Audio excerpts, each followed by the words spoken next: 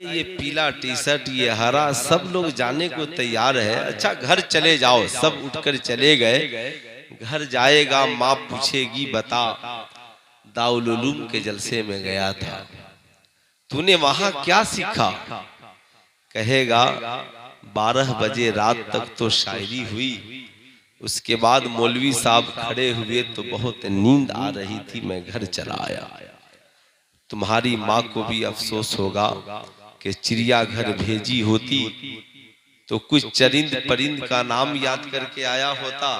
ये जलसे में गया, कुछ सुन करके नहीं आया। इसलिए सुनो, नाते भी सुनो। नात सुनने से ईमान ताजा होता है और तकरीरें उससे ज्यादा सुनो, इसलिए उससे किरदार को नई रोशनी मिलती है। इसलिए ये जलसे इसलिए नहीं होते कि मेलों में घूमोगे, ये जलसे इसलिए नहीं होते कि हमारी कौम की बेटियां आएंगी, मिठाइयां खरीदेंगी, कान की बालियां खरीदेंगी, गले की लाकिट खरीदेंगी, पांव की पायल खरीदेंगी, नौजवान आएंगे, हॉट स्पॉट बनाकर गर्लफ्रेंड से मुलाकात करेंगे, घरों को चले जाएंगे। नादानों, ये जलसे इसलिए होते हैं ताकि बेटियां अगर आ गई तो सीरते फातिमा सीख कर जाएंगी और बेटे आ गए तो सीरते मुस्तफा सीख करके जाएंगे। तो कितने लोग सीखना चाहते हैं, जरा हाथ उठाइए तो पीछे वाले। सारे लोग इसीलिए आए हैं जलसा में सीखने के लिए। तुझे खबर भी है मेले में घूमने वालों, तेरी दुकान कोई दूसरा चलाता है। इसलिए जो लोग पीछे बैठे हैं, जब आप अपने घरों को छोड़कर नबी की मोहब्बत में यहाँ तक आए हैं तो जरा पीछे वाले खड़े हो जाएं और अपने माँ बाप की मोहब्बत में 2-4 कदम आगे चलकर ये जो आगे जगहें खाली हैं, माशाअल्लाह, सिर्फ उनसे मेरी गुजारिश है, आज सुल्तान रजा का मूड नहीं बने तो भी बनाना पड़ेगा। इसलिए कि आज मैं ऐसी शख्सियत की दावत पर आया हूं जो मेरी मुकद्दर की मिराज है। आप इसलिए याद रखें कि आज मैं उस अजीम जात की दावत पे लब्बैक कहते हुए आप हजरात की दहलीज तक आया हूं, जो मेरे उस्ताद हैं। आप जो स्टेजों पे जलसों में अलकाब सुनते हैं ना, फला मुफ्ती फला मुफ्ती, साहब असल मुफ्ती ये लोग नहीं, असल मुफ्ती तो वो हैं जिन्होंने मुझ जैसे कई हजार आलिमों को मुफ्ती बनाया है। इसलिए इंशाअल्लाह उस अजीम जात हुजूर फकीह मिल्लत पीरे तरीकत रहबरे राहे शरीयत, हजारों उलमा के उस्ताद, जिन्हें उस्ताजुल उलमा ही नहीं उस्ताजुल फुक़हा होने का हक है, हुजूर फकीह मिल्लत हज़रत अल्लामा मुफ्ती मोहम्मद हसन रजा साहब क़िबला नूरी, सदर मुफ्ती इदारे शरिया पटना बिहार। इंशाअल्लाह मेरे बाद औलादे गौसे आजम हजरत अल्लामा सैयद अहमद रजा साहब क़िबला महतमीम इदारे शरिया पटना बिहार, चिराग रजा इस्माइली। अच्छा ये बताइए, जो पीछे अब तक बैठ गए हैं, आप लोगों तक मेरी आवाज नहीं पहुंची है? अरे पहुंची है, आप लोगों तक भी पहुंची थी, जरा सा खिसकिए। हाँ माशाअल्लाह।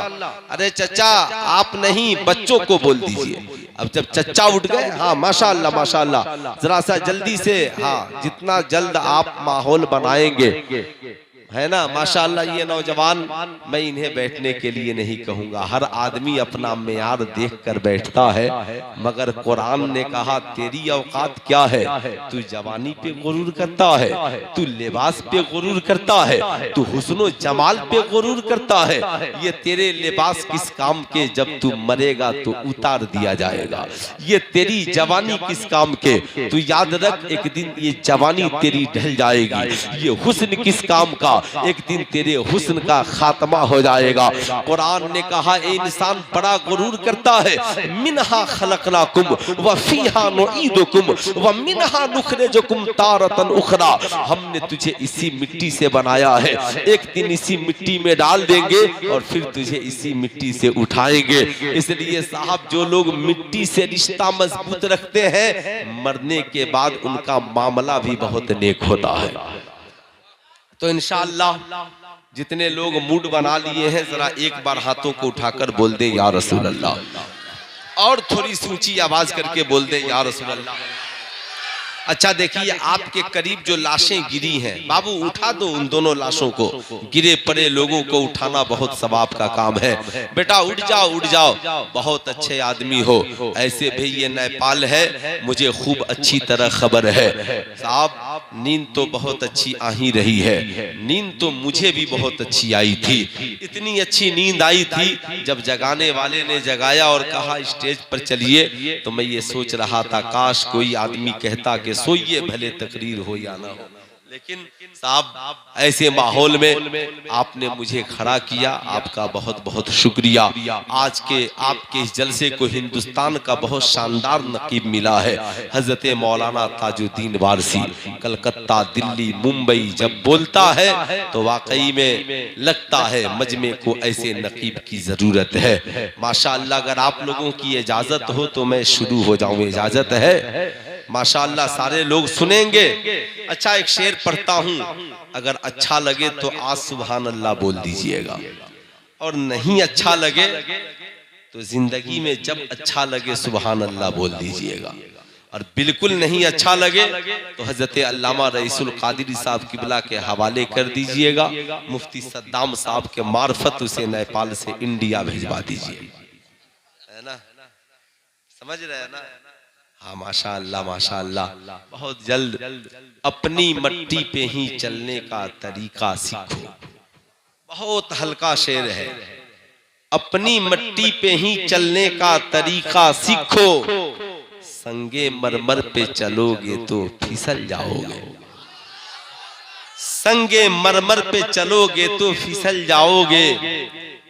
मांगते फिरते हो अगियार से मिट्टी का चिराग, मांगते फिरते हो अगियार से मिट्टी का चिराग, अपने खुर्शीद पे फैला दिए साए तुमने, अपने खुर्शीद पे फैला दिए साए तुमने।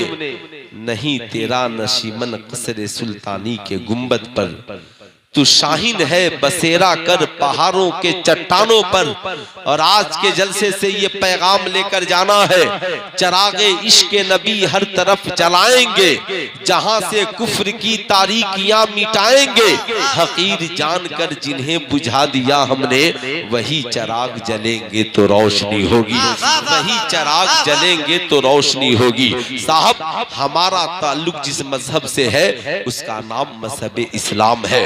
हमारे बाप दादा का ताल्लुक जिस मजहब से था उसका नाम मजहब इस्लाम है। ऐ इस्लाम के बच्चों बूढ़े जवानों, इंशाअल्लाह हमारी आने वाली नस्लों का ताल्लुक भी जिस मजहब से होगा उसका नाम मजहब, जरा हाथ उठाकर बोल दे मजहबे, मजहबे। हमारी माए बहनें भी जलसे में आई हैं, तुम भी सुनो, तेरा भी ताल्लुक जिस मजहब से उसका नाम मजहब इस्लाम है। अपने इस रिश्ते को भूलना नहीं, अपने इस एहसास को दबने न देना।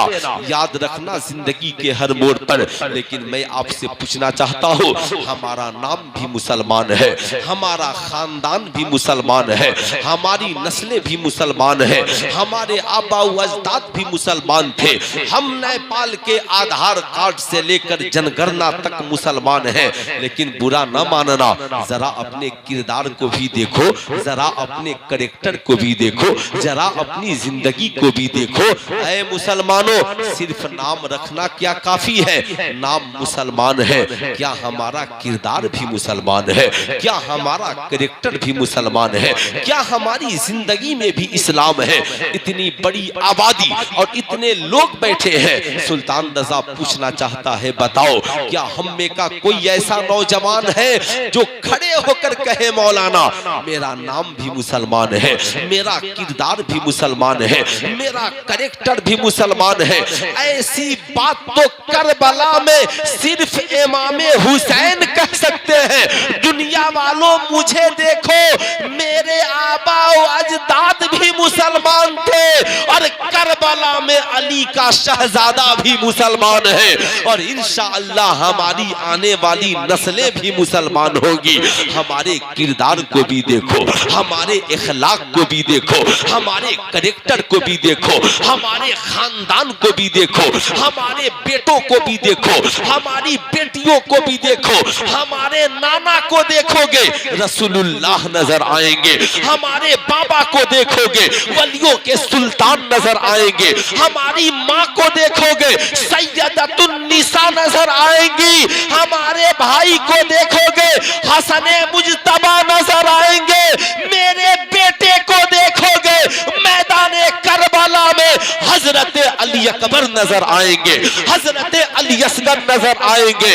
याद रखना जब तुम ऊपर संवारने की बात करना तो मेरे बाबा के इल्म को देख लेना, जब इस्लाम फैलाने की बारी आए तो मेरे बाबा के किरदार को देखना, बचाने की बारी आए तो हुसैन के किरदार को देखना, और इस्लाम फैलाने की बारी आए तो मैं दमिश्क के जामे मस्जिद में मेरे बेटे ज़ैनुल आबिदीन के किरदार को देख लेना। सुल्तान रज़ा आपसे पूछना चाहता है कहीं ऐसा तो नहीं हमारे समाज में फातिहा जिंदा हो मगर खातून जन्नत का किरदार मिट रहा है, कहीं ऐसा तो नहीं हमारे घरों में अहले बैत और सहाबा के नाम का फातिहा जिंदा हो और उनका किरदार हमसे दूर हो रहा है, कहीं ऐसा तो नहीं हमारे जलसे नारों से आबाद हो रहे हैं और हमारी जिंदगी में किरदारे मुस्तफा का वजूद नहीं है।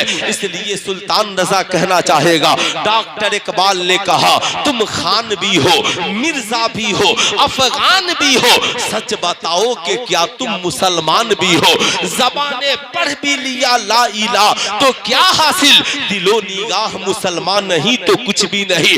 इसलिए हमें अपना नाम भी इस्लामी रखना होगा और अपना किरदार भी इस्लाम वाला बनाना। अब बताइए कितने लोग हैं जो इस मूड में है कि उनका किरदार भी इस्लामी हो, जरा हाथ उठाइए तो। माशाअल्लाह सारे लोग इस मूड में हैं, सारे लोग। कितने लोग अब जलसे से जाना चाहते हैं? कोई जाना चाहता है एक ही बार में छुट्टी ले लीजिए, चले जाइए। माशाअल्लाह बड़े नेक लोग हैं। ताजुद्दीन वारसी साहब की बड़ी गहरी नजर है, बड़े नेक लोग हैं, बड़े अच्छे लोग हैं। आज के जलसे का नाम रिफ़अते मुस्तफ़ा कॉन्फ्रेंस और जश्ने दस्तारे हिफ्स दोनों है। माशाअल्लाह माशाअल्लाह। रिफ़अत, अरे साहब नबी होता ही वो है जो किरदार में भी आला हो, इखलाक में भी आला हो, गुफ्तार में भी आला हो, रफ्तार में भी आला हो, इल्म में भी आला हो। सिर्फ एक रफ्तार सुन लीजिए, उसके बाद फिर सुनने की जरूरत नहीं, फिर किरदार सुनिएगा। कोई कहे नबी हमारी तरह तो कहना जो हमारी तरह होगा वो नबी नहीं होगा, और जो नबी होगा वो हमारी तरह नहीं होगा। जो नबी होगा वो हमारी तरह नहीं होगा, और जो हमारी तरह होगा वो नबी नहीं होगा। दुनिया में सबसे तेज चलने वाली शय का नाम रोशनी है। रोशनी है, लाइट है। दुनिया का सबसे बड़ा साइंटिस्ट है बेटा, बहुत मुस्कुरा रहा है ना, बहुत मुस्कुरा रहा है। अगर शुरू हो जाए इंटरव्यू तो अभी रोने लगेगा। इसलिए बेटा सुनो, मोहब्बत के साथ सुनो। दुनिया के सबसे बड़े साइंटिस्ट का नाम आइंस्टाइन है। कहता है सूरज की रोशनी 1 सेकंड में 3 लाख मील से ज्यादा का सफर तय करती है। सूरज की रोशनी 1 सेकंड में 3 लाख मील से ज्यादा का सफर तय करती है। अब जरा ठहरिएगा, ऐ सूरज तू है क्या? सूरज कहता है मुझे देखने वाले मुझे न देख, मुझे न देख। कहा है सूरज तू है क्या? कहा मैं नबी का गुलाम हूं। जब बुला दे वापिस आ जाता हूँ, और जब कह दे मकामे साहिबा में वापिस चला जाता हूँ। जब बुला दे आ जाता हूँ, जब कह दे चला जाता हूँ। अब ठहरना ऐ सूरज, तुझे ये नूर मिला कहां से? तो अल्लाह अल्लाह याद रखना, सहाबे कराम ने जब आका से पूछा, आका जी अल्लाह ने सबसे पहले किसे बनाया? नबी फरमाते हैं, अव्वलो मा खलक़ल्लाहु नूरी कुल्लु खलाइकुम मिन नूरी व अना मिन नूरिल्लाह। अल्लाह ने सबसे पहले मेरे नूर को अपने नूर से बनाया है, फिर मेरे नूर से सूरज भी बना है, मेरे नूर से चांद भी बना है, मेरे नूर से शजरो हजर भी बने हैं, मेरे नूर से सारी कायनात बनी है। अब जरा ठहरो ठहरो साहब, आखिर वजह क्या है? रब्बे कदीर फरमाता है, महबूब पहले तेरे नूर को बनाऊंगा, सूरज को बाद में बनाऊंगा, चांद को बाद में बनाऊंगा, शम्सो कमर को बाद में बनाऊंगा, शजरो हजर को बाद में बनाऊंगा, जमीन और आसमान को बाद में बनाऊंगा। मौला राज क्या है? रब्बे कदीर का इशारा होता है, महबूब पहले तुझे बनाऊंगा, फिर तेरे नूर से सबको बनाऊंगा, ताकि आसमान में देखूं तो भी महबूब का जलवा नजर आए, और जमीन पे देखूं तो भी महबूब का जलवा नजर आए। अब मुझे ठहर करके कहने दो, याद रखना दुनिया वालों, जब सूरज के रफ्तार का ये आलम है, तो जिस नूर से सूरज बना है उस नबी के नूर के रफ्तार का आलम क्या होगा? उस मुस्तफा जाने रहमत के रफ्तार का आलम क्या होगा? उनके रफ्तार का जिक्र कुरान ने यूं किया, सुबहानल्लज़ी असरा बिअब्दिही लैलन मिनल मस्जिदिल हराम इलल मस्जिदिल अक्सा। पाक है उस जात जो रातों रात ले गया अपने महबूब को मस्जिद हराम से मस्जिद अक्सा तक। अब मुझे ठहर कर कह लेने दो, याद रखना दुनिया में इंसान सबका मुकाबला कर सकता है। आइंस्टाइन कहता है दुनिया में इंसान सबका मुकाबला कर सकता है, इल्म वाले से मुकाबला है, अक्ल वाले से मुकाबला है, दौलत वाले से मुकाबला है, सरवत वाले से मुकाबला है, मगर दुनिया में किसी के पास इतनी ताकत नहीं है जो रोशनी के रफ्तार का मुकाबला कर ले। जो नूर का मुकाबला करेगा टुकड़े टुकड़े हो जाएगा, जो रोशनी के रफ्तार का मुकाबला करेगा टुकड़े टुकड़े हो जाएगा। अब मुझे ठहर कर कहने दो, कोई नूर का मुकाबला नहीं कर सकता। यही वजह है कि साहब सूरज सिर्फ दिन के उजाले में चमकता है, नबी का नूर पूरी दुनिया में कल भी चमक रहा था, आज भी चमक रहा है। कहोगे सुल्तान रजा कैसे? कहा कल उस वक्त चमका था जब नबी आमेना की गोद में आए थे, और आज जब जब जब किसी का इंतकाल होता है, चाहे नेपाल के कब्रिस्तान हो, हिंदुस्तान के कब्रिस्तान हो, पाकिस्तान के कब्रिस्तान हो, अफगानिस्तान के कब्रिस्तान हो, हर कब्र में जब मुर्दे दफन होते हैं, मुनकर नकीर आते हैं, तीसरा सवाल होता है, मा कुंता तक़ूलु फी हक़्क़ि हाज़ा नुज़ुल, तुम दुनिया में इस नबी के बारे में क्या कहते थे? वेबसाइट खोल कर देख लेना। दारुल उलूम देवबंद के मुफ्तियों से जब पूछा गया आपका इसके बारे में क्या ख्याल है, तो उन्होंने भी जवाब दिया।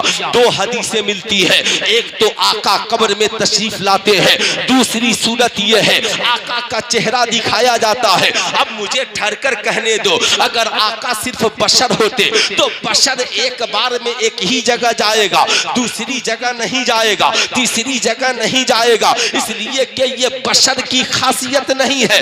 लेकिन नूर का कमाल ये है, सुल्तान रजा तकरीर आपके इदारे में कर रहा है, मगर ये लाइव कास्ट और इस रोशनी के माध्यम से मेरी गुफ्तगू और मेरी तस्वीर पूरी दुनिया में देखी जा रही है। अब साहब ये रोशनी का कमाल है, ये नूर का कमाल है, ये बशर का कमाल नहीं कि एक बार में हर जगह पहुंच जाए। अब मुझे ठहर कर कहने दो, जब आज के अक्ल वालों का हाल ये है कि एक ही जगह से इंसान को पूरी दुनिया में दिखा दिखा दे। तो जिस नबी के नूर से ये सारे अक्ल वाले बने हैं, उस नबी के नूर का रफ्तार का आलम ये है। अल्लाह अल्लाह, नबी सिर्फ बशर होते तो कहा जाता पूरब वालों ठहर जाओ, अभी नबी का चेहरा पश्चिम की तरफ है। कहा जाता पश्चिम वाले ठहर जाओ, नबी का चेहरा अभी पूरब की तरफ है। कहा जाता दक्षिण वालों ठहर जाओ, नबी का चेहरा अभी उत्तर की तरफ है। लेकिन ऐसा नहीं कहा जाता। पूरी दुनिया के करोड़ों कब्रिस्तान में करोड़ों मुर्दे एक वक्त दफन होते हैं और मुनकर नकीर एक बार में सवाल करते हैं, मां कुंता तकुलो फी हक़्क़ि हाज़र रजुल। और करोड़ों कब्र में नबी तशरीफ लाते हैं। नबी का आना बता रहा है, नबी का नूर कल भी चमक रहा था, नबी का नूर आज भी चमक रहा है। तभी तो आला हजरत कहते हैं, चमक तुझसे पाते हैं सब पाने वाले, मेरा दिल भी चमका दे चमकाने वाले। बरसता नहीं देखकर अब्रे रहमत, बदों पर भी बरसा दे बरसाने वाले। ये नबी के नूर का रफ्तार का आलम है कि कसम खुदा की रहते मदीने में है, नेपाल में कब्रे अनवर में तशरीफ ले आते। नारे तकबीर, नारे रिसालत, रिफाते मुस्तफा कॉन्फ्रेंस, मुफ्ती सुल्तान रजा साहब क़िबला सिवानी।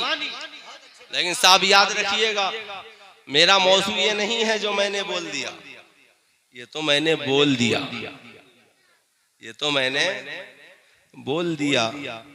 इसलिए बोल दिया कि साहब वो सबके नबी हैं। कुरान ने दावा किया, महबूब ऐलान कर दीजिए, या यूहन्नास इन्नी रसूलुल्लाह इलैकुम जमीया, ऐ लोगों में तुम सब की तरफ अल्लाह का रसूल बनकर आया। आप गए और एक साइंटिस्ट से कहा, ओ मियां मेरे नबी मेरे भी नबी हैं तुम्हारे भी नबी हैं। कहेगा मैं कैसे मानूं कि मेरे नबी तुम्हारे नबी हमारे भी नबी हैं। इंसान मानता उसे है जो आला हो। हमारी पोजीशन तो ये है कि हम घर बैठे सैटेलाइट के माध्यम से पूरी दुनिया को देखते हैं। अगर तुम्हारा नबी हमसे ज्यादा इल्म रखता हो तो फिर कहो हम नबी माने। अब जो ही कहा तो हमारे आलिम खड़े हुए कहा, हाँ तेरा इल्म ये है कि तू सैटेलाइट के माध्यम से दुनिया को देखता है। नबी के इल्म का आलम ये है कि आदम से लेकर जो अब तक हुआ ये भी नबी बताते हैं, जो हो रहा है ये भी नबी बताते हैं, और मैदाने महशर तक जो जो होने वाला है सब मुस्तफा बताते हैं। नारे तकबीर। सब लोग अदब के साथ खड़े हो जाएं, दो दो कदम आगे की तरफ चले आइए। जानशीने हुजूर शेरे नेपाल, आज का इजलास जिस शख्सियत की नूरानी सरपरस्ती में हो रहा है, हुजूर पीरे तरीकत जानशीने हुजूर शेरे नेपाल हजरत अल्लामा जियाउल मुस्तफा साहब क़िबला तशरीफ ले आए। नारे तकबीर, नारे रिसालत, मसलके आला हजरत फैजाने हुजूर शेरे नेपाल, उलमाए अहले सुन्नत, रिफाते मुस्तफा कॉन्फ्रेंस, सरजमीने मोतीगीर परसा, मुफ्ती सुल्तान रजा साहब क़िबला सिवानी। माशाल्लाह जल्दी से बैठ जाए, माशाल्लाह जल्दी से, एकदम माशाल्लाह नाजायज फायदा मत उठाइएगा, बैठ जाइए, खूब इत्मीनान से बैठिए माशाल्लाह, है ना। जानशीने हुजूर शेरे नेपाल अली रहमा व रिजवान हजरत अल्लामा मुफ्ती जियाउल मुस्तफा साहब क़िबला दामत बरकातुहुल आलिया वल कुद्सिया। माशाल्लाह बहुत दिनों बाद हुजूर वाला से मुलाकात हुई। हुजूर आप तशरीफ रखें। हाँ माशाल्लाह माशाल्लाह, इक्तसाबे फैज फरमाए। और फकीर तभी तो मेरे आला हजरत ने लिखा, सबसे आला व औला, जरा दोनों हाथों को उठाकर बोल दे, सबसे आला व औला, सबसे आला वाला, सबसे बाला वाला, सारे अच्छों से अच्छा समझिए जिसे है उन अच्छों से अच्छा। कौन देता है देने को मुंह चाहिए, देने वाला है सच्चा।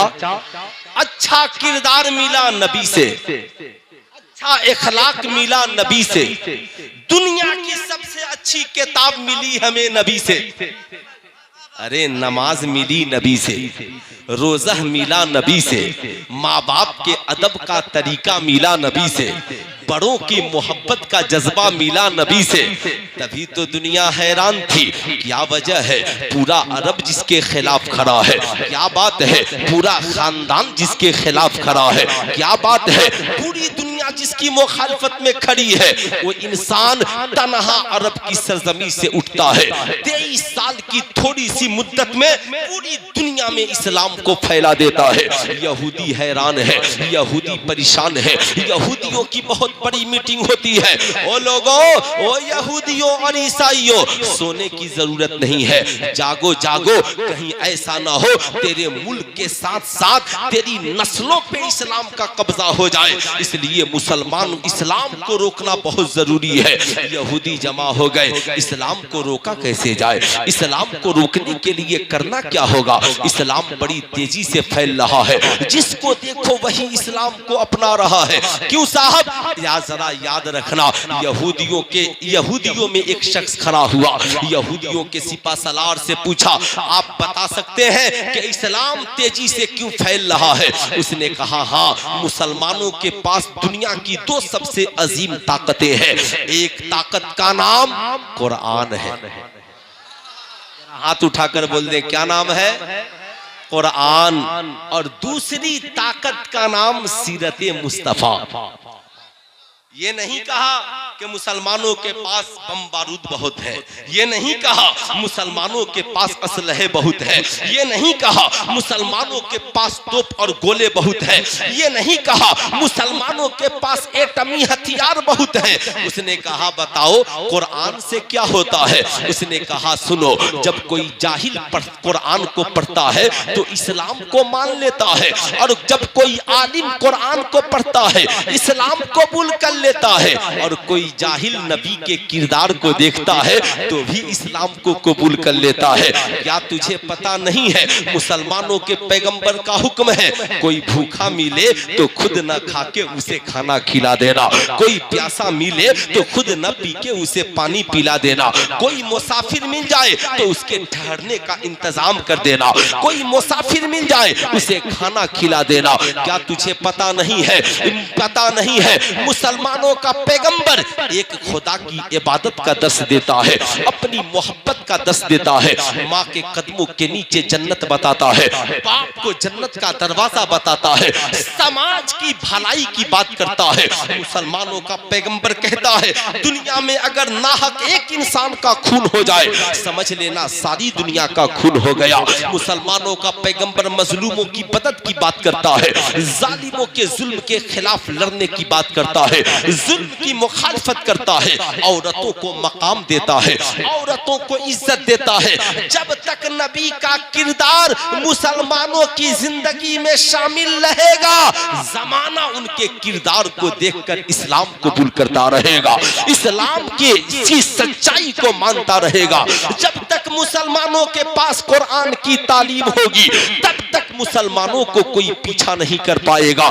इतना सुनना था, यहूदियों ने कहा, बता मेरे पॉप, बता मेरे उस्ताद, फिर इस्लाम को रोकने के लिए करना क्या होगा?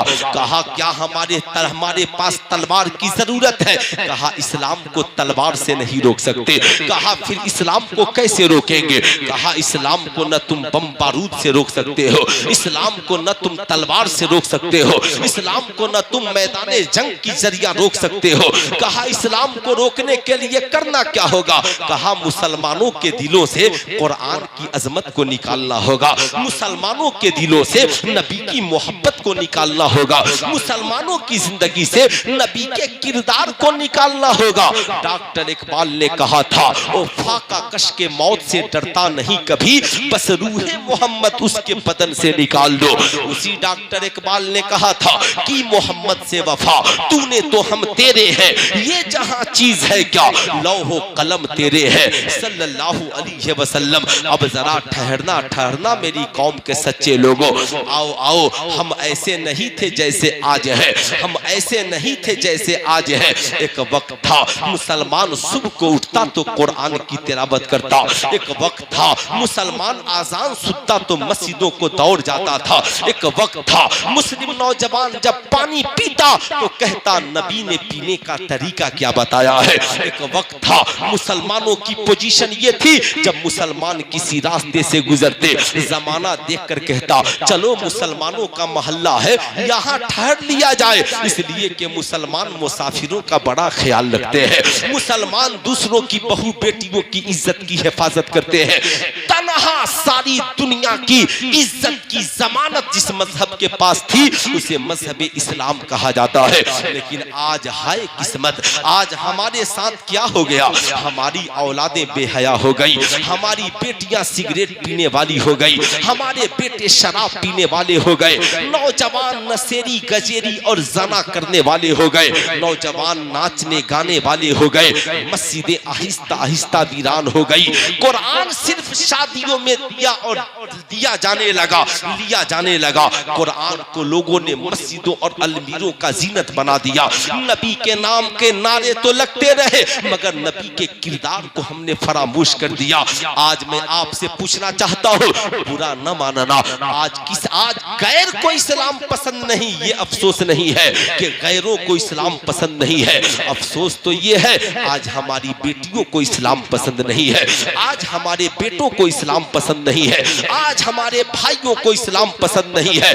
आज की औरतें कहती हैं मौलाना हमारा जिस्म हमारी मर्जी, हम मुफ्ती जियाउल मुस्तफा साहब के कहने पर दुपट्टा सर पे क्यों रखेंगे, हम शेरे नेपाल के कहने पर अपने लिबास को क्यों पहनेंगे, हम किसी मौलवी मौलाना के कहने के मुताबिक अपनी जिंदगी क्यों गुजारेंगे।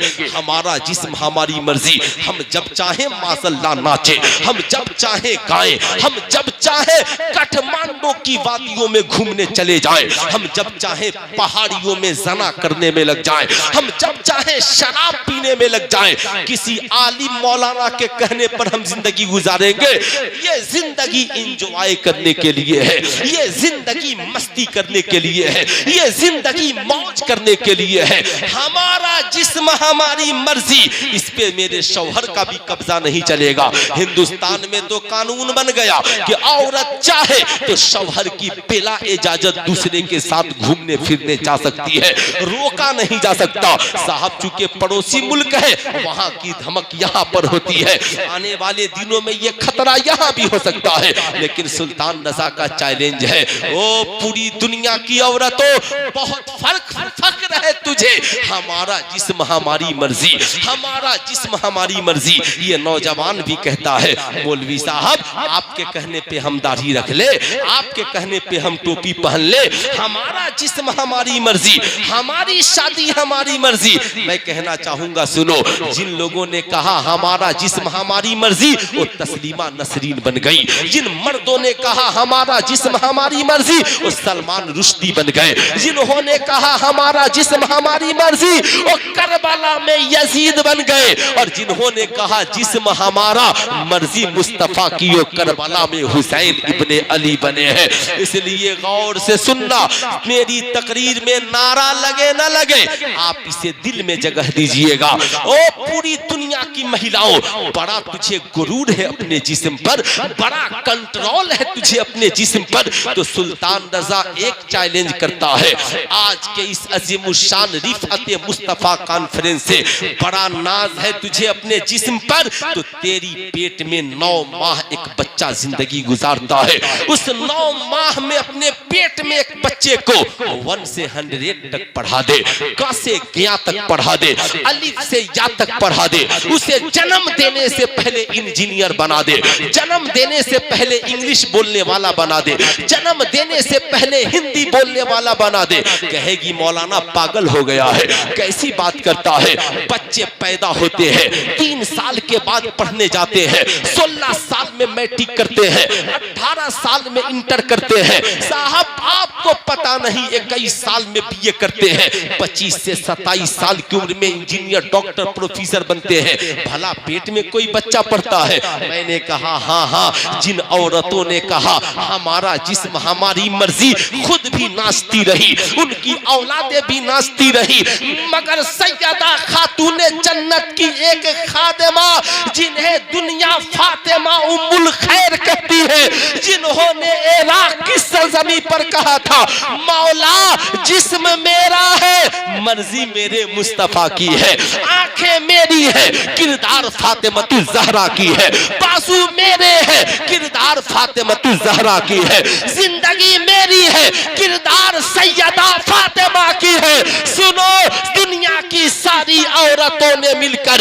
एक बच्चे को पेट में नहीं पढ़ा पाया, मगर तन्हा सरकार गौसे आजम की माँ फातिमा उम्मुल खैर ने बड़े पीर दस्तगीर को दुनिया में जन्म बाद में दिया है, पेट में ही 15 पारा का हाफिज़े कुरान बना दिया। नारे तकबीर, रज़ा और मोहब्बत के साथ नारे रिसालत, मसलके आला हजरत फैजाने हुजूर शेरे नेपाल रिफाते मुस्तफा कॉन्फ्रेंस। दुनिया में ये कुरान है जो माँ के पेट में भी उतर जाता। अरे बोल दीजिए मुस्कुराकर सुभान अल्लाह, जरा दोनों हाथों को उठाकर बोल दे सुभान अल्लाह। मैं आपसे पूछना चाहता हूँ, बुरा न मानना, आज कुरान तो सब रखते हैं, आज हमारी माओ बहनों के पास भी कुरान है, आज आपके पास भी कुरान है। बताओ कितने मुसलमान हैं जिनके घरों में कुरान है? हाथ उठाइए। कितने मुसलमान हैं जिनके घरों में कुरान है? माशाअल्लाह सबके घर में कुरान है। क्या पूछना इस्लाम के शहजादों, आपके घर में कुरान है, बुरा न मानना। याद रखना ओ इस्लाम की शहजादियों, तुम भी जलसे में आई हो, एक पैगाम तुम भी लेकर जाओ।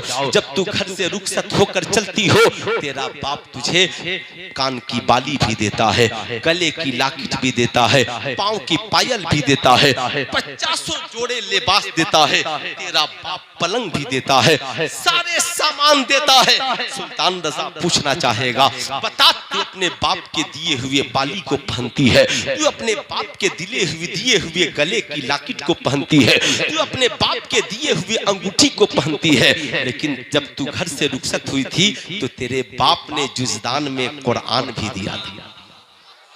तेरे बाप ने जुज़दान में कुरान भी दिया था, और तेरे बाप ने नमाज पढ़ने के लिए एक जानेमाज भी दी थी। सुल्तान रज़ा पूछना चाहेगा, बता कभी तू उस कुरान को उतार के पढ़ती है? क्या तू कभी उस जानेमाज को बिछाकर नमाज पढ़ती है? लेकिन आओ गौर से सुनना, आज के जलसे से यही पैगाम लेकर जाना है। आज लोग कहते हैं मौलाना कुरान पढ़कर क्या होगा, कुरान पढ़कर क्या होगा? मैं पूछना चाहता हूं, कुरान पढ़कर क्या नहीं। हजरत अली से एक यहूदी ने पूछा, हुजूर कुरान में क्या नहीं है? क्या कहा? कुरान में क्या नहीं है? हजरत अली मुस्कुराए और कहा, झूठ कुरान में नहीं है। क्या कहा? झूठ कुरान में नहीं है। तिबियानन लिकुल्लि शैइन, हर चीज का रोशन बयान कुरान में मौजूद है। हजरत इमाम अली मकाम है, इमाम हुसैन अपनी माँ से कहते हैं, अम्मी जान बचपन से लेकर आज तक जब भी आपको देखा, न कभी आपकी नमाज छूटी, न कभी कुरान की तिलावत। माँ मुस्कुरा पड़ी। बताओ इस्लाम की माँ, क्या तेरा बेटा भी कभी कहता? बताओ इस्लाम के शहजादों, बुरा न मानना। सुनो, इस्लाम में नमाज बाद में फर्ज है, रोजा बाद में फर्ज है, हज और ज़कात बाद में फर्ज है, मगर तालीम पहले फर्ज है। हुजूर वाला कहेंगे सुल्तान रज़ा, नमाज बालिग होने के बाद फर्ज है, रोजा बालिग होने के बाद फर्ज है, हज साहबे इस्तिताअत पर है, ज़कात साहबे निसाब पर है, मगर तलबुल इल्म फरीज़तुन अला कुल्ले मुस्लिमिन व मुस्लिमा, इल्म हासिल करना हर मुसलमान मर्द औरत पर पहले फर्ज है। या रसूल अल्लाह, तालीम कब हासिल करें? क्या बालिग होने के बाद? क्या 10 साल की उम्र में? आका फरमाते हैं नहीं, उतलबुल इल्मा मिनल महदे इलल लहद, इल्म हासिल करो माँ की गोद से लेकर कब्र की मंजिल तक। अब जरा ठहर करके कहना, जरा ठहर करके सुनना। या रसूल अल्लाह, भला कोई माँ के पेट में भी पढ़ता है तो हुजूर फकीह मिल्लत अल्लामा मुफ्ती हसन रजा नूरी कहेंगे, सुल्तान रजा शहजादे तुझे मालूम नहीं है, अरे बच्चे जब 3 साल के होते हैं तो किताबों को देखकर पढ़ते हैं, और माँ के पेट और बाप की गोद में होते हैं तो माँ बाप का किरदार देखकर पढ़ते हैं, माँ बाप का कैरेक्टर देखकर पढ़ते हैं। यही वजह है अल्लाह के नबी ने फरमाया, जब हमारी कौम की औरतें हामिला हो तो उन्हें चाहिए किरदार अच्छा कर ले, कैरेक्टर अच्छा कर ले, कैरेक्टर अच्छा कर ले, इसलिए कि माँ बाप के किरदार का असर औलादों के ऊपर हो। मगर आज क्यों दुनिया की सबसे पहली दरसगाह माँ की गोद है? पहली दरसगाह, जरा हाथ उठाकर बोल दे, पहली दरसगाह माँ की। तभी तो सरकार बड़े पीर दस्तगीर से उनके उस्ताद ने पूछा, शहजादे 15 पारा कहाँ पढ़ के आए? किसी दारुल उलूम में नहीं हुजूर, मैं माँ के पेट में था, रोजाना मेरी माँ कुरान की तिलावत करती थी, मैं उसे सुनकर याद कर लेता था। आज मोटू पतलू के किस्से सुनाने वाली माओ, अपने बच्चों को दिन भर कार्टून दिखाने वाली माओ, मोबाइल लाकर बच्चों को कहानियां सुनाने वाली माओ, बताओ आज हमारा समाज कितना बिगड़ गया, आज हमारा माहौल कितना बिगड़ गया। आज हम यहूदियों की साजिशों के शिकार हो गए, आज यहूदियों की साजिशें हमारे पास मौजूद है। अल्लाह अल्लाह, यहूदियों ने कहा था मुसलमानों को रोकना होगा, रुकेंगे कैसे? कहा कुरान की तालीम से इन्हें दूर करो, रसूलुल्लाह की तालीम से इन्हें दूर करो। कहा ये दूर कैसे होंगे? ये चलते हैं तो कुरान लेकर चलते हैं, ये चलते हैं तो जाने माज लेकर चलते हैं। यहूदियों ने कहा हम ऐसी मशीन बनाएंगे, रेडियो बना करके लाएंगे, पूरी दुनिया में रेडियो को आम करेंगे। तुम अपने उलमा की बातें सुनते हो, तुम कुरान की बातें सुनते हो, तुम हदीस की बातें सुनते हो। अरे मेरे करीब आओ, बीबीसी लंदन हमारे पास है, विविध भारती हमारे पास है, जमाने का ड्रामा हम सुनाएंगे, जमाने की कहानियां हम सुनाएंगे, जमाने की न्यूज एजेंसी की खबरें हम सुनाएंगे। नतीजा क्या निकला? वो मुसलमान जो गले में कुरान लटका के चलते थे, गले में रेडियो लटका के घूमने लगे, नाक की जगह गाना सुनने लगे, कुरान की जगह ड्रामा सुनने लगे। अब साहब बूढ़े लोग एक जगह मोहल्ले में बैठ जाते, रेडियो को चालू करते, 12 बजे का न्यूज आने वाला है, 10 बजे का न्यूज आने वाला है। सुल्तान रजा ने बहुत पहले नेपाल की सरजमी पे कहा था, जब जलजला आया था, लोगों तुम कहते हो टाइम्स ऑफ इंडिया ने ये कहा है, तुम कहते हो बीबीसी लंदन ने ये कहा है, तुम कहते हो विविध भारती ने ये कहा है, तुम कहते हो दैनिक जागरण ने ये कहा है, तुम कहते हो दैनिक भास्कर ने ये कहा है, कल जलजला आएगा, परसों जलजला आएगा। मगर भूल गए आज से 1450 बरस पहले अल्लाह ने कुरान में सूरह जिलजाल नाजिल फरमाया और कहा ऐ लोगों याद रखना, इज़ा ज़ुलज़िलतिल अर्दु ज़िलज़ालहा व अख़रजतिल अर्दु अस्क़ालहा व क़ालल इंसानु मा लहा। एक दिन आएगा जमीन हिला दी जाएगी, जमीन हिला दी जाएगी, जमीन अपने खजाने को उलट पलट देगी, लोग गिरे पड़े होंगे, बिल्डिंगें बिखरी पड़ी होंगी, इंसान दूसरे से मिलेंगे तो कहेंगे कालल इंसानो मालहा, ऐ लोगों ये क्या हो गया। सुल्तान रजा आपसे पूछना चाहता है, टाइम्स ऑफ इंडिया को जिंदगी में तुमने जगह दी मगर कुरान को फरामोश कर दिया।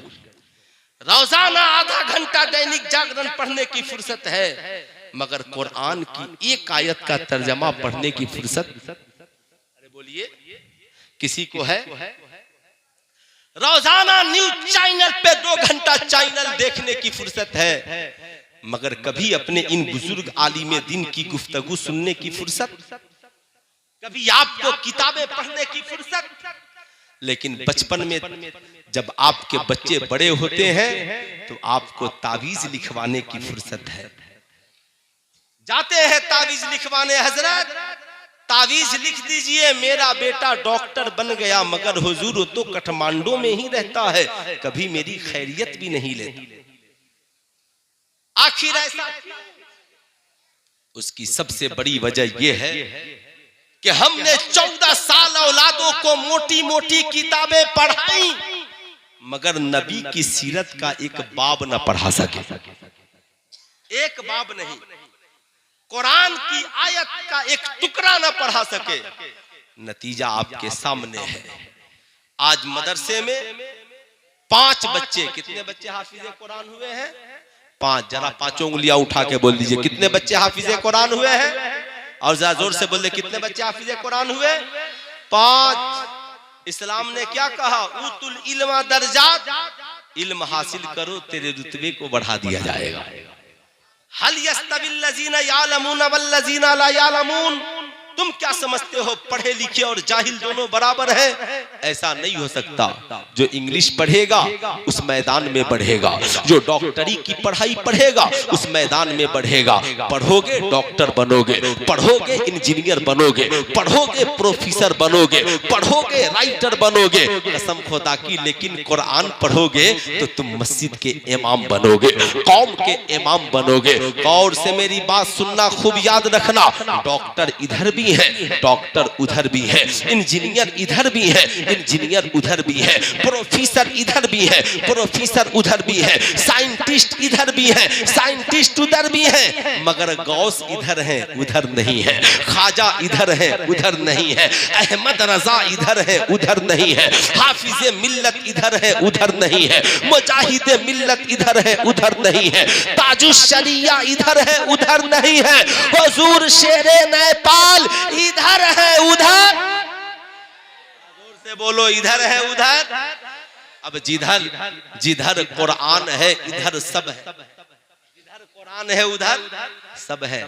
आज मदरसे में हल्का प्रॉब्लम हो जाए, लाओ ताला लगाओ ताला, बंद करो मदरसे को, बच्चे बिगड़ गए, मौलाना साहब आपने पढ़ाया क्या? सुल्तान रजा कहना चाहेगा कितने % बच्चे मदरसे में पढ़ते हैं? 1%, इससे भी कम।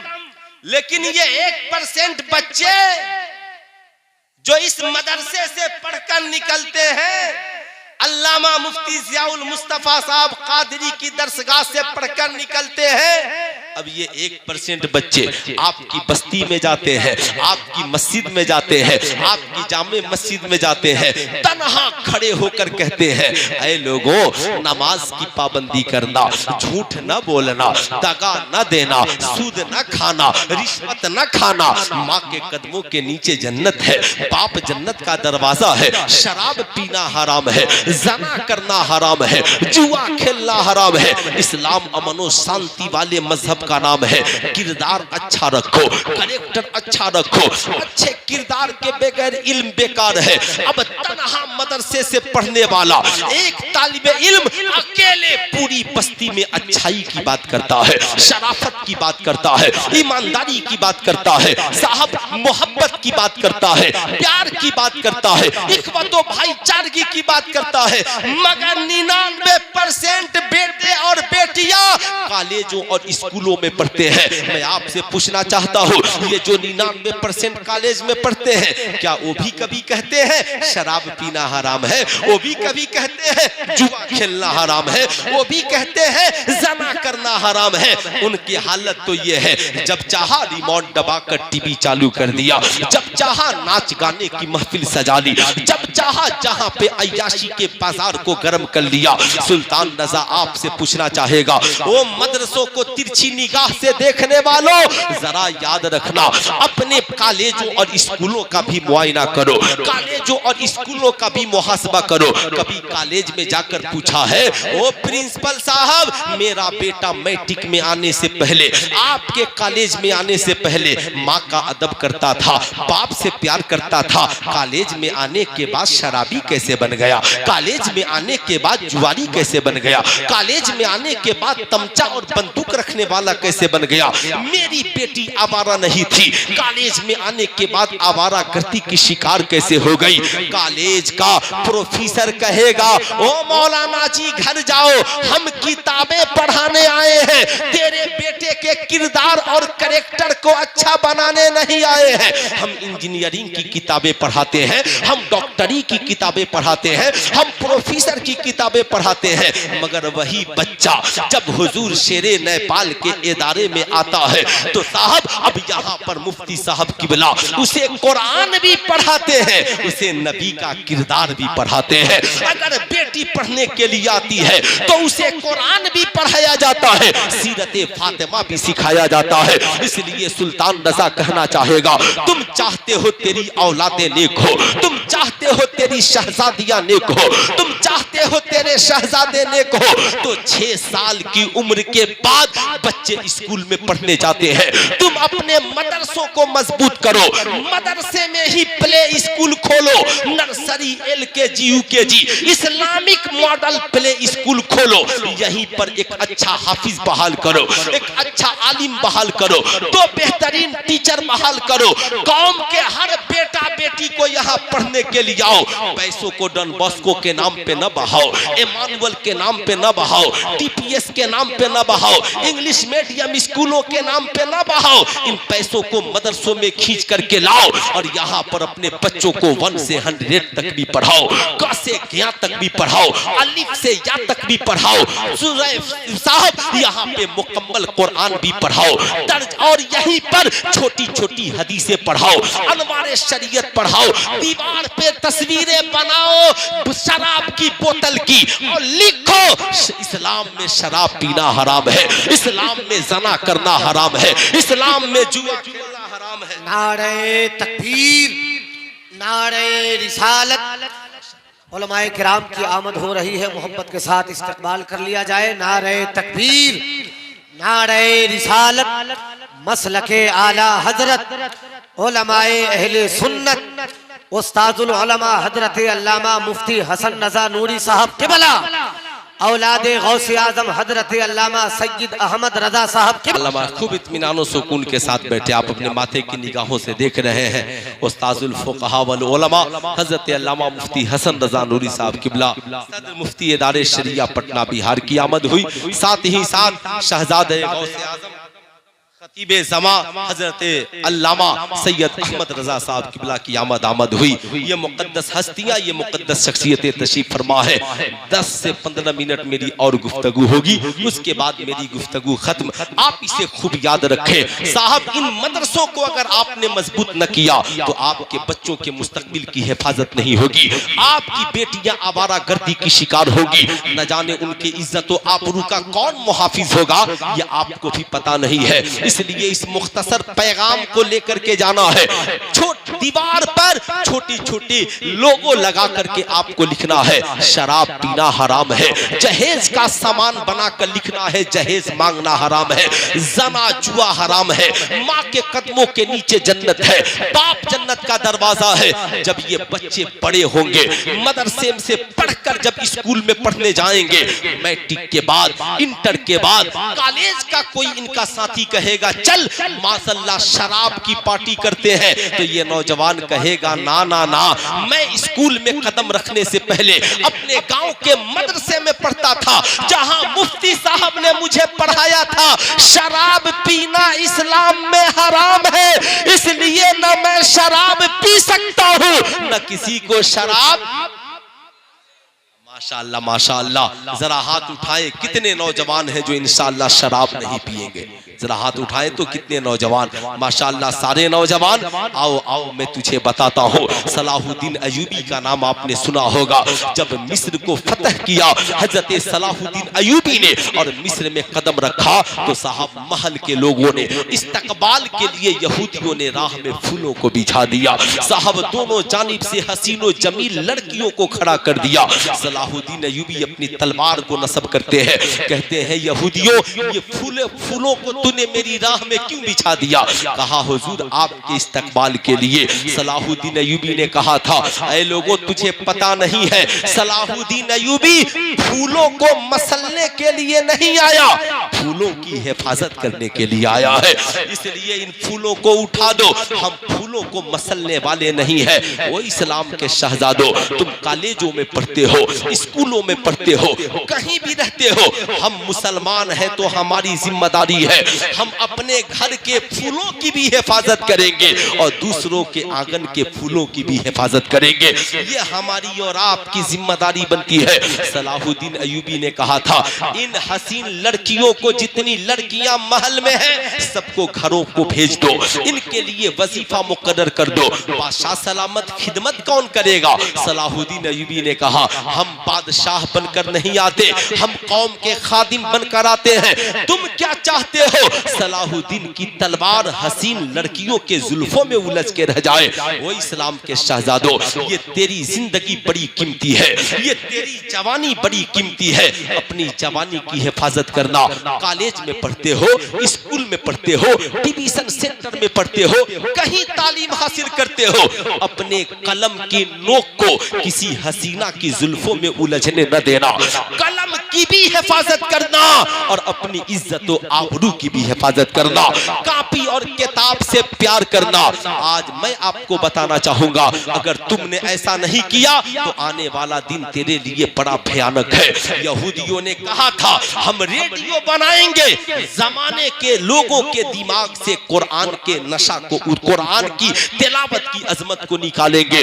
जब यहूदियों ने देखा मुसलमान रेडियो सुनने में लग गए हैं तो उन्होंने टीवी को बनाया। कहा, फिक्र न करो, मुसलमानों के यहाँ सिस्टम है कि मुसलमानों के घर में सब नहीं जा सकते, वो जाएंगे जो मुहरिम है, जो गैर मुहरिम है वो मुसलमानों के घर में नहीं जा सकते, लेकिन हम टीवी को हर घर में पहुंचाएंगे। निगाहें उनकी बेटियों की होंगी, चैनल हमारा होगा, बेटे उनके देखेंगे, किरदारों कैरेक्टर हमारा होगा। अब माशाअल्लाह क्या हुआ, आज 1 करोड़ चैनल यहूदियों नसरानियों के चल रहे हैं। कोई शराब पी रहा है, कोई जुआ खेल रहा है, कोई जना कर रहा है, कोई नाच गाना मूवीज और फिल्में दिखा रहा है। नतीजा क्या निकला? आज सबके घर में टीवियां आई, नाच भी उसी के साथ, गाना उसी के साथ, साहब दुनिया के ऐशो इशरत वाले लिबास उन्हीं के साथ। नतीजा क्या निकला? वो हमारे घर की बेटियां जो कहती थी फजर की आजान अब होने वाली है, वो इंतजार करती है फला सीरियल और प्रोग्राम अब चलने वाला है। वो नौजवान जो इंतजार करते थे इशा की आजान का वक्त ये है, अब मुसलमान भूल गए फजर की नमाज का वक्त क्या है, जोहर की नमाज का वक्त क्या है, असर और मगरिब की नमाज का वक्त क्या है। मुसलमानों ने ये याद रखा फला सीरियल और प्रोग्राम कब चलेगा, फला मूवीज कब आने वाली है, फला काम कब होने वाला है, फला प्रोग्राम कब देने वाला है। नतीजा क्या निकला? बेटियां बेहया हो गई, बच्चे बेशर्म हो गए। टीवी ने हमारे किरदारों कैरेक्टर को तबाह बर्बाद करके रख दिया। अब तो टीवी कम, जब से मोबाइल ने हमारी जिंदगी में कदम रखा, दुनिया कल्लो मुट्ठी में लोग बन गए। यही मोबाइल है जो इंसान को अच्छी सोच वाले इंसान के हाथ में जाए तो ऊंचे मकाम तक पहुंचा दे, और बुरी फिक्र वाले इंसान के हाथ में जाए तो उसे बुराई के दलदल में फंसा दे। इसलिए इस जाल से आजाद होने की कोशिश करना। याद रखना, फिक्र बेहतर हो, ख्याल बेहतर हो, लेकिन फिक्र बेहतर करने के लिए टीवी के जाल में फंसने की जरूरत नहीं। करम है बरेली के इमाम अहमद रजा खान का, जिन्होंने आज से कई सौ बरस पहले बरेली की सरजमी पे बैठकर ये फतवा दिया था कि टीवी देखना हराम है। अगर मुसलमान सिर्फ उनकी एक बात को मान लिए होते तो ना आज हम बेहया होते, ना आज हमारी औलादे बेहया होती। इसलिए याद रखना, ये जो मेरा आखिरी पैगाम है, इमाम हुसैन ने अपनी माँ से पूछा था, अम्मी जान आपको जब देखता हूँ कुरान भी पढ़ती है, नमाज भी। माँ कहती है, हाँ बेटा, आपके नाना जान ने फरमाया है नमाज दुखों का इलाज है और कुरान अहले बैत का साथी है। बेटे ने कहा, अम्मी जान करना क्या होगा? कहा, बेटा तू भी कुरान और नमाज से दोस्ती कर ले। अल्लाह अल्लाह, सैयदा खातून जन्नत ने अपने शहजादे को कुरान और नमाज का साथी बनाया था। वो मेरी कौम की माओ, आप भी इस जलसे में आई हो, आपसे भी मेरी गुजारिश है, आप माँ हो और बाप हो, इस जलसे से जब वापिस जाओ तो अपने बच्चों से कहना हमने तेरे लिए 2 साथी तलाश दिया है। पूछेंगे उस साथी का नाम क्या है, कहना एक साथी का नाम कुरान है और दूसरे साथी का नाम नमाज है। पूछेंगे कुरान पढ़ने से क्या होगा, कह देना कुरान पढ़ोगे बावफा बन जाओगे, बाकिरदार बन जाओगे, माँ बाप के वफादार बन जाओगे, बेहयाई और बुराई से दूर हो जाओगे, और नमाज पढ़ोगे तो नमाज हर दुख का इलाज है, नमाज हर दुख का साथी है। तभी तो हजरत उमर इब्ने खत्ताब का जमाना है, एक नौजवान लड़का एक पढ़ी लिखी आलिमा लड़की पे आशिक हो गया। उसने मुड़कर पूछा, नौजवान मेरे पीछे क्यों पड़े हो? कहा मैं तेरे हुस्न का दीवाना हूँ। उस लड़की ने कहा हुस्न याद है, हुस्न बनाने वाले को भूल गए। कहा तब? कहा मेरी एक बात मानो। कहा कौन सी बात है? तुम कहो तो करोड़ों बातें मान ले। उसने कहा करोड़ों मानने की जरूरत नहीं है, एक बात मान ले। कहा क्या? कहा मस्जिद नबी शरीफ में चला जा, 40 रोज हजरत उमर इब्ने खत्ताब के पीछे नमाज पढ़ ले। जब 40 रोज नमाज पढ़ के आना, पहले तुम मुझसे निकाह करना, मैं तेरी हो जाऊंगी तू मेरा। 2 से 3 मिनट सुने।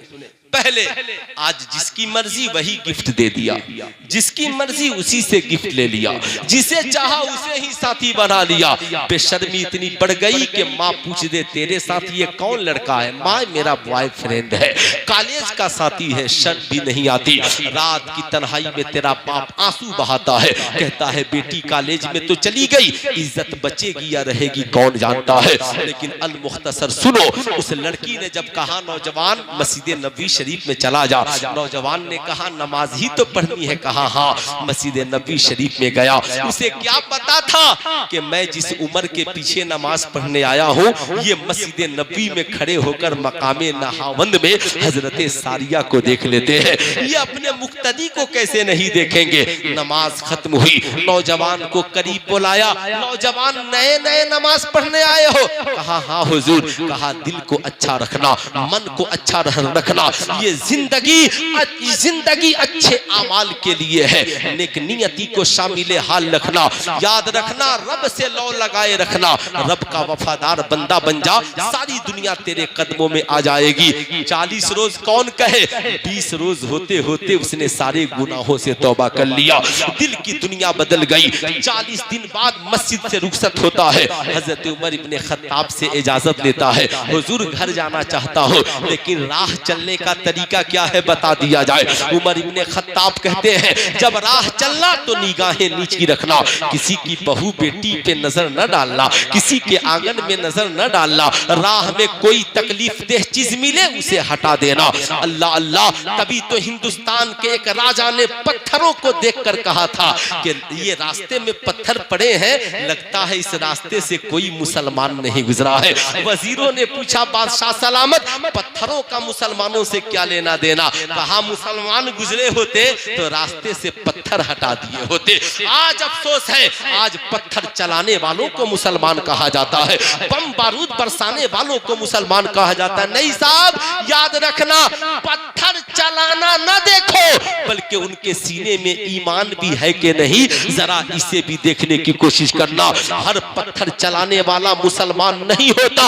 जहां इस्लाम होगा, अरे हम तो उस नबी के मानने वाले हैं जिन्होंने मैदाने ताइफ में पत्थर खाकर भी लोगों की भलाई के लिए दुआएं की है, ईमान की सलामती की दुआएं की है। इसलिए साहब, पत्थरबाज हमारे कबीले के नहीं है, ये खूब याद रहे। अब नौजवान जब मस्जिद नबी से निकला है, राह से पत्थर हटा रहा है, कांटे हटा रहा है।